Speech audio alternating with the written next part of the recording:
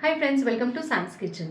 Friends, आज ना आपण अगदी साधी सोपी पटकन होणारी महिनाभर टिकणारी आंबट गोड तिखट चवीची अशी प्रोटीनयुक्त कर्नाटकी पद्धतीची पूड चटणी करणार आहोत.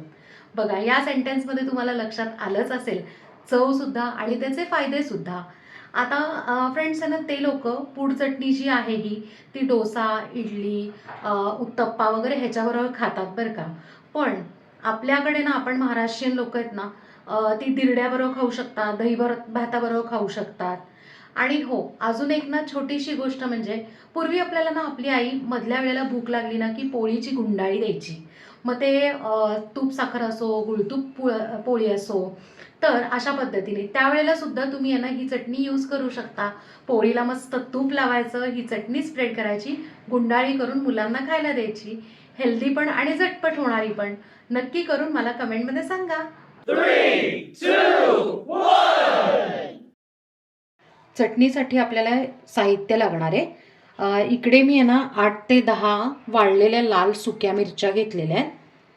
5-6 अख्खे मिऱ्याचे दाणे, अर्धा चमचा गूळ किंवा साखर, 1 ते 2 चमचे आपण आहे ना इकडे चिंच घेतलेली आहे, पाव वाटी पांढरे तीळ, अर्धी वाटी उडीद डाळ, अर्धी वाटी चण्याची डाळ म्हणजेच हरभरा डाळ, पाव वाटी किंवा अर्धी वाटी आहे ना कढीपत्त्याची पानं ही सुकलेली आहेत. म्हणजे काय आहे ना की आहे ना जरी ओली असतील ती पुसून घ्यायची.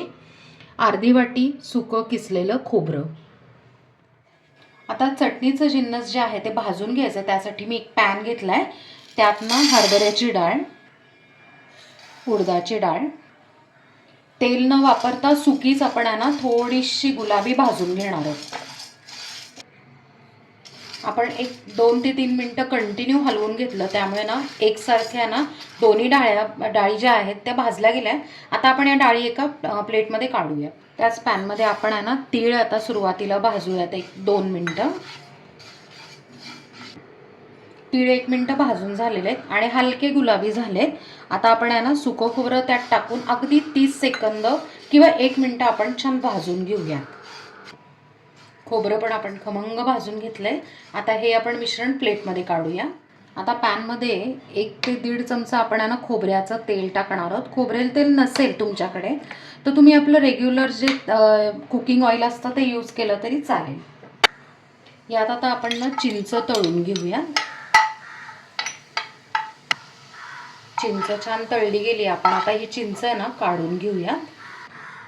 आता या उरलेल्या तेलामध्ये आपण आहे ना हे जे मिऱ्या आहेत ते आणि कढीपत्ता हे छान भाजून घेऊया. कढीपत्ता आपण आहे ना 30 सेकंद छान भाजला आणि कलर पण चेंज झालेला आहे. आता त्यात ना आपण या ज्या सुक्या मिरच्या आहेत ना ते देठं काढून आपण त्याचे तुकडे केले, त्या पण आपण परतून घेऊया. मिरच्या आपण छान आहे ना लो फ्लेमवर 1 मिनटं आपण परतून घेणार आहे. काय होतं माहिती आहे का की हे जे मिक्सचर आहे आपण प्रत्येक आहे ना काय म्हणतात डाळी, त्यानंतर तीळ वगैरे सगळे जिन्नस भाजून का घेतलेत माहिती आहे का. एक तर आपली चटणी जी आहे ती खमंग लागते आणि महत्त्वाचं म्हणजे ना 1 महिनाभर छान टिकते. 1 मिनटं झालेलं आहे आणि आपण छान भाजून घेतलंय. आता काय करायचं आहे, गॅस बंद करायचा आणि हे मिश्रण ह्यातच गार करूयात. हे आपण डाळी भाजून घेतल्या ना त्या गरम आहेत, तर आपण त्याच्यातच आहे ना पाव चमचा हिंग टाकणार आहे, पाव चमचा हळद, गूळ. हे काय ना गरम आपण आहे ना ह्याच्यात का टाकतोय माहिती का की वेगळं भाजायची काही गरज नाही म्हणून. चटणीचं मिश्रण पूर्ण गार झालं, मी तुम्हाला दाखवते. कढीपत्ता मस्त कुरकुरीत आणि लाल मिरची सुद्धा इतकी मस्त कुरकुरीत आहे. आता हे सगळं ना मिश्रण आपण मिक्सरमध्ये काढून आहे ना बारीक वाटून घेऊया. मिश्रण आपण मिक्सरमध्ये काढलेलं आहे आणि आता फक्त आहे ना मीठ टाकायचं राहिलेलं आहे, चवीप्रमाणे मीठ. आपण चटणी वाटून घेतलेली आहे.